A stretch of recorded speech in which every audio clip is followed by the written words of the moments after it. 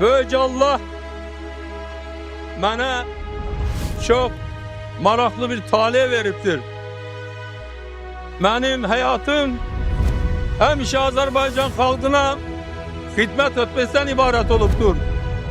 Ancak hayatımın çok parlak sayfeleri doluptur. Ancak hayatımın çok ağır sayfeleri doluptur. Ve bazen öyle düşünürdüm ki o ağır illerde Azerbaycan'da gördüğüm işler sonra hamısı batıp gelecektir. Ancak bugün ben xoşbaxtam. Bugün ben öz talihime minnettarım. Böyük Allah'a minnettarım ki ben o devleri yaşadım.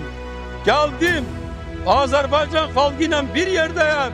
Ve bugün Azerbaycan halkı için bu kadar değerli töhfə veririk. Bugünkü Azərbaycan reallıqları bir də sübut edir ki, seçdiyimiz yol düz yoldur. Biz bu yolla gedəcəyik.